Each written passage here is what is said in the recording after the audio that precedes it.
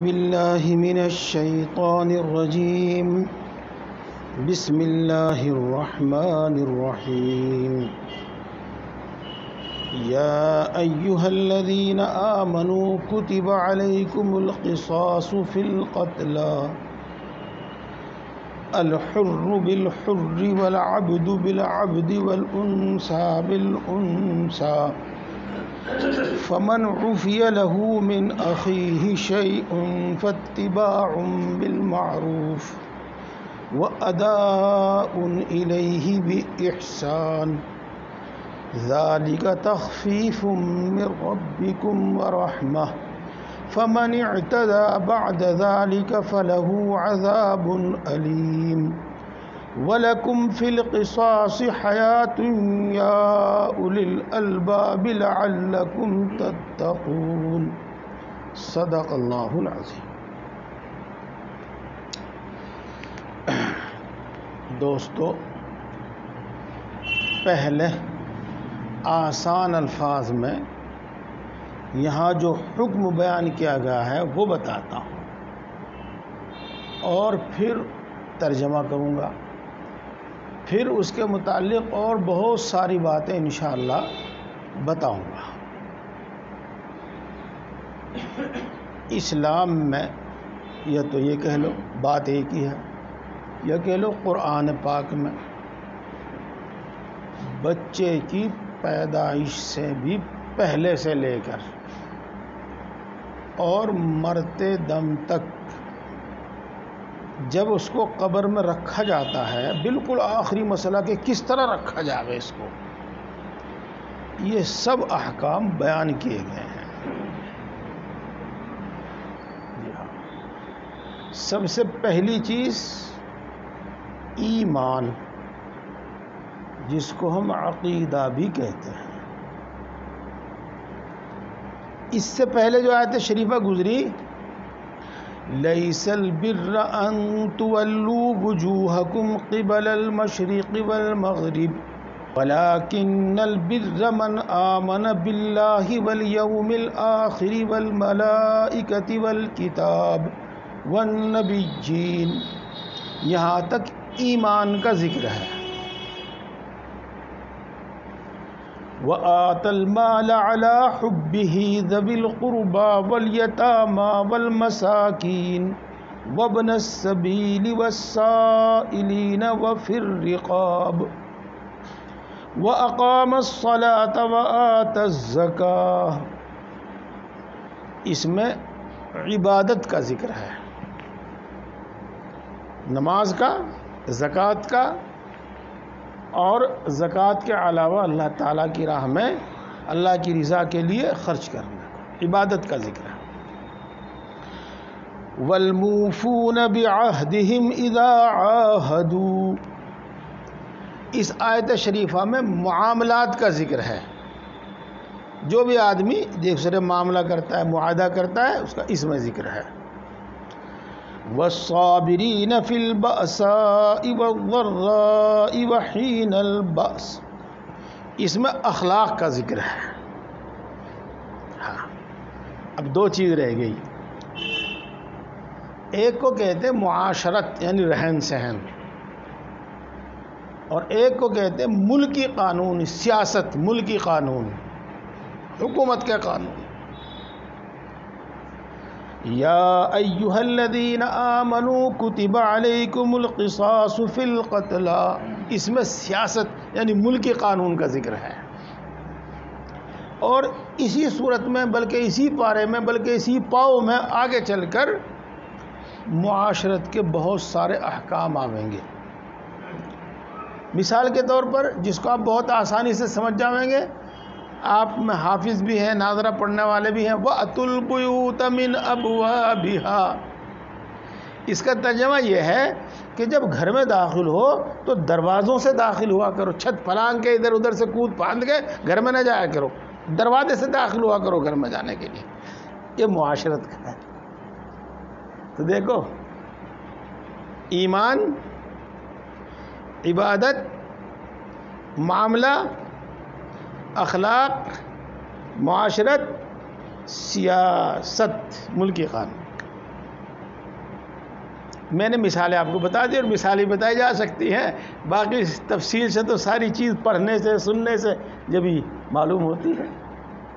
ایک ملکی قانون ہے، وہ کیا قانون ہے؟ اگر کوئی شخص کسی کو جان بوجھ کر قتل کر دے تو قتل کرنے والے سے قصاص لیا جائے گا۔ یہ لفظ میں نے بولا قرآن پاک میں بھی ہے یہ، اور اردو میں بلکہ انگریزی میں جس زبان میں بھی بولا جاتا ہے اکثر و بیشتر یہی لفظ بولا جاتا ہے، قصاص۔ تو قصاص کا قانون مقرر کیا ہے۔ تو جو شخص کسی کو جان بوجھ کر قتل کر دے تو مقتول جس کو قتل کیا گیا ہے اس کے جو وارث ہیں، مثلا باپ کو قتل کیا تو اس کے بیٹے جو ہیں ان کو یہ حق تو ہے نہیں کہ وہ بھی قتل کرنے والے کو قتل کر دیں۔ اس سے تو فتنہ بھڑکے گا، فساد بھڑکے گا، اور یہ سلسلہ شروع ہوگا تو پھر بند ہونے کا نام نہیں لے گا۔ بدلہ اور بدلے کا بدلہ یہ سلسلہ چلتا رہے گا۔ بلکہ اس میں قانون یہ ہے کہ جس کو قتل کیا گیا ہے مقتول، اس کے وارث قاضی کے یہاں مقدمہ دائر کریں گے، اور قاضی، ہاں آپ کی معلومات کے لیے بتا دوں، میں مذاق کے لیے نہیں، معلومات کے لیے، اب آپ کو ہر شہر میں قاضی دکھائی دے گا، ہو سکتا ہے کیرانے میں بھی کوئی قاضی ہو، ورنہ قاضی شاملی، قاضی شہر سہارنپور، یہ قاضی کچھ نہیں ہے، تو کاغذی ہے، کاغذی نام کے، یہ کوئی قاضی نہیں، یہ تو صرف فخر کرنے کا واسطے ہیں، جھوٹ سینہ چوڑا کرنے کے واسطے ہیں، ورنہ کوئی قاضی وازی نہیں ہے۔ تو قاضی کا مقدمہ دائر کرے گا اور وہ دو چیز ثابت کرے گا۔ نمبر ایک، مثلا میرے باپ کا قتل کرنے والا یہ شخص ہے، میرے باپ کا قاتل یہ شخص ہے، ایک تو یہ ثابت کرے گا، اور دو گواہوں سے ثابت کرے گا۔ پھر یہ ثابت کرے گا کہ اس نے جان بوجھ کر ان کو قتل کیا ہے۔ اس کی تفصیل بہت لمبی ہو جائے گی، الجھ جاؤں گا میں بھی اور آپ بھی۔ تو جان بوجھ کر اس نے اس کو قتل کیا ہے۔ جب وہ قاضی کی عدالت میں دونوں باتیں ثابت کر دے گا تو قاضی قاتل کو گرفتار کر کے مقتول کے وارثوں کے حوالے کرے گا اور یہ کہے گا کہ تم بھی اس کو قتل کر دو۔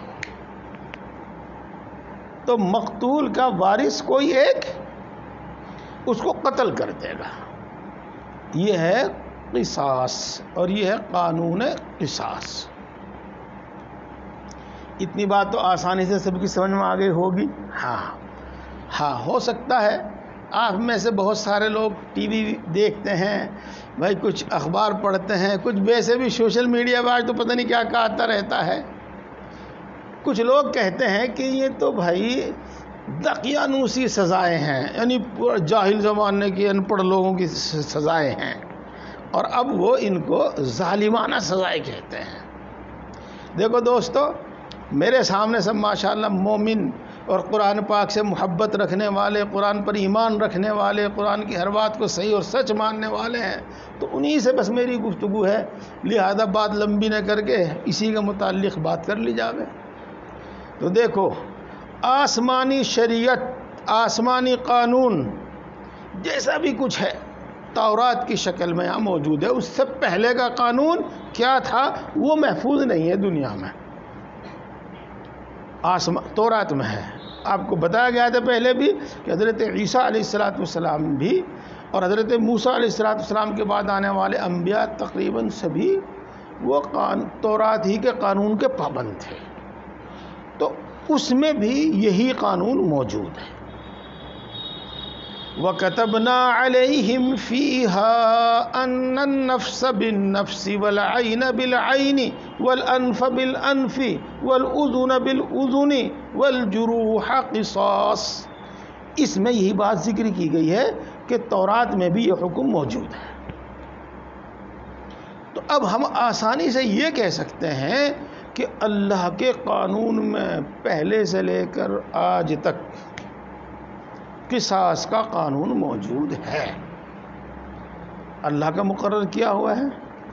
یہ ظالمانہ نہیں ہو سکتا، یہ جاہلانہ نہیں ہو سکتا۔ اس پر ہم لمبی گفتگو کریں گے تو یہ ثابت کر دیں گے کہ ظالمانہ اور جاہلانہ یہ نہیں ہے. بس اتنا ہی کافی ہے آپ حضرات کے لیے. چلو ایک بات اور کہہ دوں. اخبار میں بہت مرتبہ پڑھتے ہوں گے کہ فلاں نے یہ مطالبہ کیا کہ زنا کرنے والے کو قتل کی سزا دی جاوے، پھانسی کی سزا دی جاوے. ہاں، کیوں؟ وہ جانتے ہیں کہ اس کے بغیر یہ معاملہ رکنے والا نہیں ہے. اور قصاص کی بات بھی مجھے ایک یاد آئی گئی تو میں آپ کو بتا دوں. کچھ دن پہلے میں بس میں سفر کر رہا تھا. ہماری مولانا کی صورت دیکھ کے برابر والا بات کرنے لگا اور وہ یہ کہنے لگا کہ جی میں بھگوان سے، پھر کہا اللہ سے بہت دعا کرتا ہوں اللہ تو مجھے سعودی عرب میں پیدا کرتا. میں نے کہا وہ ایسی کیا بات ہوگی؟ اگر جی میرے بھائی بھتیجوں نے ہی میرا اکلوتا بیٹا قتل کر دیا. اگر میں وہاں ہوتا تو کم سے کم میرا دل ٹھنڈا ہوتا کہ اس کا بھی ایک بچہ یا 2 بچے جو بھی شریک ہوتے ہیں قتل میں، سب کا نمبر آتا ہے، تو وہ بھی قتل کر دیا جاتا. یہ ہے، دیکھو یہ فطری آواز ہے. آگے اللہ تبارک و تعالیٰ ارشاد فرماتے ہیں وَلَكُمْ فِي الْقِصَاصِ حَيَاتٌ يَا أُولِي الْأَلْبَابِ. اے عقل مندو، تمہاری قوم کے لیے حیات اور زندگی کا سبب ہے قصاص کا قانون. یہ صحیح بات ہے. چلو اچھا، یہ قانون کا یہ اللہ تبارک و تعالیٰ نے یہاں پر بھی بیان کیا ہے. اس سے پہلے میں ایک اور بات بتا دوں کہ حضرت موسیٰ علیہ السلام کی شریعت میں جو قانون تھا قصاص کا، وہ یہ تھا کہ جب قتل ثابت ہو جاوے گا تو بس پھر اس کے بدلے میں قتل ہی کیا جاوے گا. لیکن اللہ تبارک و تعالیٰ نے انسانوں سے وعدہ فرمایا تھا. سنیے اس بات کو، اور یہ جو بات میں کہہ رہا ہوں یہ 90 پارے میں بیان کی گئی ہے. 90 پارے میں قال الملؤ میں بیان کی گئی ہے. یہ اللہ تبارک و تعالیٰ نے انسانوں سے وعدہ فرمایا تھا، اس میں یہود بھی تھے، ان سے بھی وعدہ کیا تھا کہ تم فی الحال ان قانونوں پر عمل کرو. ہمارے آخری نبی آئیں گے حضرت محمد مصطفیٰ صلی اللہ علیہ وسلم، پھر ہم ان قانونوں میں نرمی کریں گے. اللہ اکبر. وَيَضَعُ عَنْهُمْ إِسْرَهُمْ وَالْأَغْلَالَ الَّتِي كَانَتْ عَلَيْهِمْ ہے 90 پارے میں ہے. نرمی کریں گے. اللہ تبارک و تعالیٰ نے اس قانون میں اس امت کے لیے ایک نرمی پیدا کی، اور وہ یہ نرمی کی کہ اگر قصاص ثابت ہونے کے بعد بھی، قاضی کے یہاں سب کچھ ثابت ہو جاوے، اس کے بعد بھی اگر مقتول کے وارث قاتل کو معاف کرنا چاہیں تو معاف کر سکتے ہیں. اور معاف کرنے کی 2 صورت ہے. ایک تو کچھ لیے دیے بغیر ایسے ہی معاف کر دیں تو تب بھی معاف ہو جاوے گا. سنتے رہیے ماشاءاللہ، بہت توجہ سے سنیں، میرا جی بڑا خوش ہوتا ہے. لیکن بات ہی کچھ ایسی ہیں، کچھ اہم بات ہوتی ہے، زیادہ سمجھنے کی بات نہیں ہوتی لیکن اہم بات ہوتی ہے. ہاں، لیکن صرف مقتول کے وارثوں کو معاف کرنے کا حق ہے، بادشاہ وقت کو، صدر مملکت کو معاف کرنے کا حق حاصل نہیں ہے. مقتول تو ہوا اس کا، مارا تو گیا اس کا، اور رحم کی درخواست صدر کے ہاں اور وہ معاف کر دے. اسے کیا، جب اس کا مرے گا تب پتہ چلے گا اسے. تو مقتول کے وارث ہی معاف کر دیں اور بغیر کچھ لیے دیے معاف کر دیں. یہ ہے ایک صورت. تو یہ ہے. اور ایک صورت یہ ہے کہ وہ دیت لینے پر راضی ہو جائیں. دیت کا مطلب بتاؤں گا، یہ میں الفاظ جان بوجھ کر استعمال کرتا ہوں تاکہ آپ کو بھی معلوم ہو جاوے، اور اردو کتابوں میں جب یہ الفاظ آویں تو آپ ان کو سمجھ لیں. اس کو خون بہا بھی کہتے ہیں اور دیت بھی کہتے ہیں. فارسی میں خون بہا اور عربی میں دیت کہتے ہیں. اور وہ دیت یہ ہے کہ ایک آدمی کے بدلے 100 اونٹ مقرر کر دیے تو 100 اونٹ لے لیں. ان کی قیمت لے لیں تو دیت لے کر بھی معاف کر سکتے ہیں، آسان الفاظ کچھ مال لے کر بھی معاف کر سکتے ہیں، اور بغیر کچھ لیے دیے بھی معاف کر سکتے ہیں۔ یہ نرمی ہے اس قانون میں اس امت کے لیے۔ اور خاص بات یہ کہ اگر باپ کو قتل کیا مثلا اور اس کے 2 بیٹے ہیں 3 بیٹے ہیں تو تینوں نہ معاف کریں، تینوں میں سے ایک معاف کر دے تو اب اس کو قتل نہیں کیا جائے گا قصاص میں، اب دیت ہی دی جائے گی۔ جس نے اپنا حصہ قصاص کا معاف کر دیا تو سب کا معاف ہوگا، باقی کو دیت دی جائے گی۔ تو یہ نرمی ہے اس قانون میں۔ بس اب بات پوری ہو گئی، اسلامی قانون بھی آپ کو معلوم ہو گیا، اور یہ بھی معلوم ہو گیا کہ پہلی شریعتوں میں بھی یہی قانون تھا، اور یہ بھی معلوم ہو گیا کہ اس امت کے لیے اللہ تبارک و تعالیٰ نے اس میں نرمی فرمائی ہے۔ قصاص کا فائدہ بھی معلوم ہو گیا قرآن پاک کے ذریعے بھی اور کچھ زبانی بھی۔ اب ایک دوسری بات اور سنو، اور اس کو میں تھوڑی سی اور لمبی کر دوں جس سے آپ کو بہت فائدہ ملے گا۔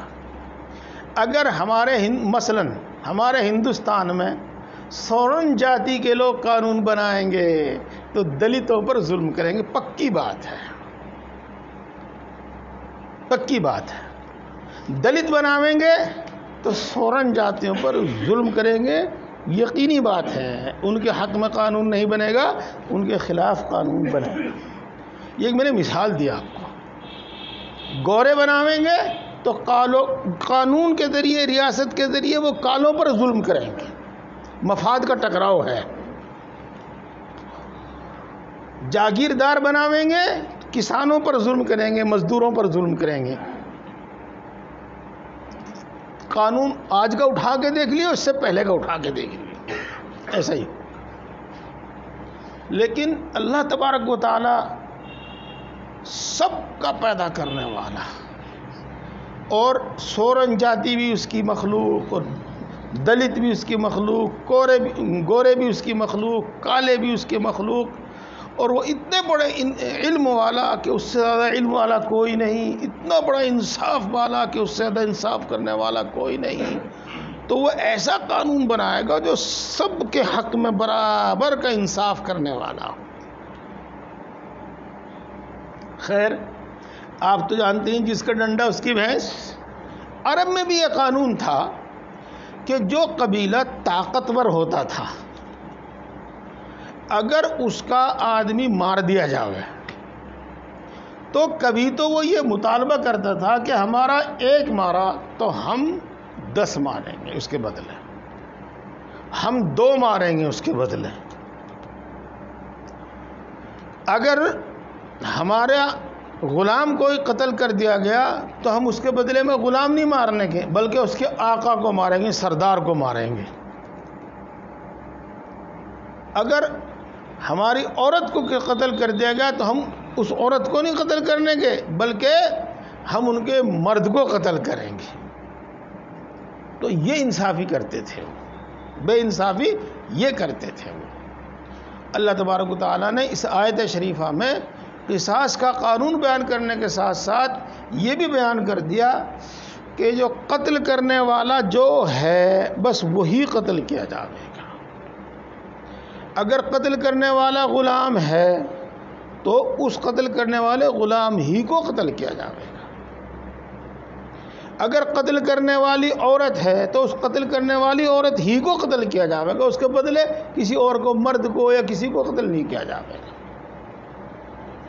اگر آزاد نے آزاد کو قتل کیا ہے تو قتل کرنے والا قبیلہ یہ نہیں کہہ سکتا کہ بھائی تم ہمارے آزاد کو تو اس کے بدلے میں قتل نہیں کر سکتے، لو ہاں ہمارے اس غلام کو قتل کر دو۔ نہیں، آزاد کے بدلے جو قتل کرنے والا آزاد مرد ہے اسی کو قتل کیا جائے گا۔ یہ بھی قانون بھی بیان کر دیا۔ اب دیکھو یہ بھی کتنا انصاف اور کتنا منصفانہ قانون۔ اب آپ ترجمہ کر لیجئے، انشاءاللہ سب باتیں آپ کی سمجھ میں آتی چلی جائیں گی۔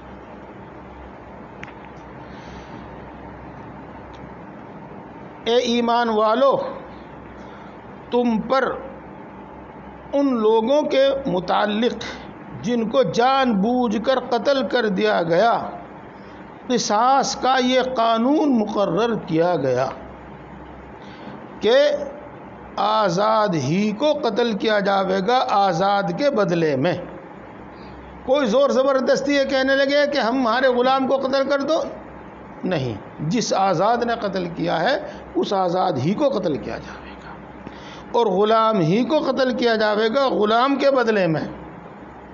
ایسا نہیں کہ ہمارا غلام قتل کیا تو ہم اس کے بدلے آزاد کو قتل کریں گے، نہیں، جس نے قتل کیا ہے اس غلام ہی کو قتل کیا جاوے گا، اور عورت ہی کو قتل کیا جاوے گا عورت کے بدلے. یہاں تو قانون قصاص ہو گیا. اب آگے اس میں تخفیف ہے. پھر جو شخص اپنے بھائی کے واسطے کچھ معاف کر دے تو اچھے طریقے پر اس کی پیروی کرے اور اچھے طریقے پر اس کو ادا کرے.